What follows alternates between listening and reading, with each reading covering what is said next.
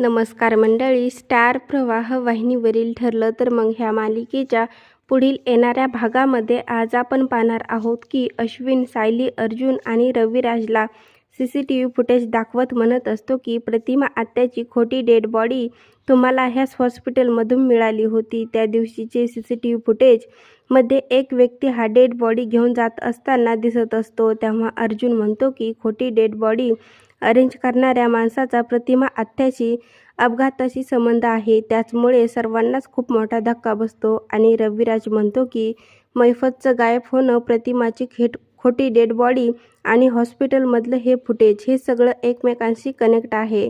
तेव्हा सायली म्हणते की आणि हाच माणूस त्या सर्व प्रश्नांचे उत्तर आहे।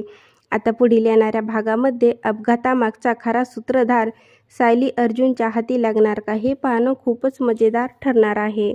ठरलं तर मग ह्या मालिकेचे नवनवीन अपडेट पाहण्यासाठी माझ्या चॅनलला लाईक करा, शेअर करा आणि सबस्क्राईब करायला विसरू नका।